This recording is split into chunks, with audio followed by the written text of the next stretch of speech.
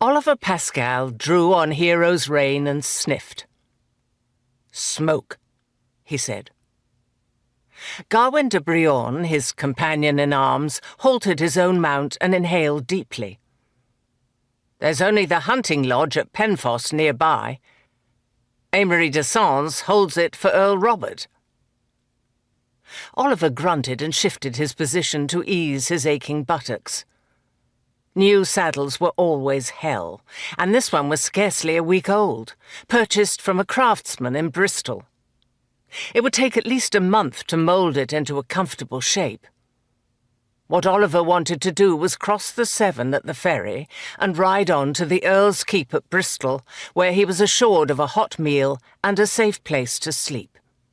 With civil war raging through town and shire as King Stephen and his cousin Matilda fought tooth and nail over England's throne, opportunities to sleep sound were rare.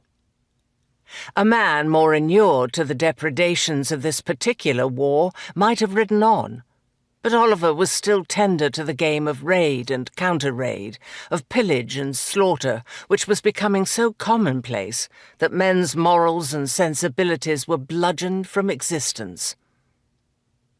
For most of the conflict, he had been absent on pilgrimage, dragging a burden of prayers for his dead wife's soul over the stony ground to Jerusalem's Holy Sepulchre. It was only in the last 6 months that he had returned to a burning, bleeding land and discovered that, like so many others, he was now a landless man. Gawain, 5 years younger at 21, but a world more experienced, slackened the reins and made to turn away. "Like as not, it's a charcoal burner." "You believe that?" Gawain shrugged. "There is nothing we can do. It isn't wise to become embroiled." Oliver shook his head.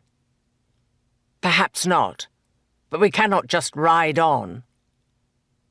The younger knight sighed, his blue eyes weary within the shadows of his helm. "Your conscience is a millstone around your neck." Oliver compressed his lips.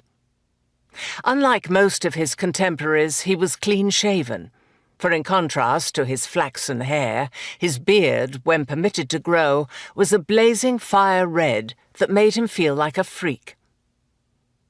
"You leave my conscience to drag me where it will and search your own," he said coldly, and swung Hero towards the smell of burning. Gawain hesitated for a moment and then, with a roll of his eyes, spurred after his companion.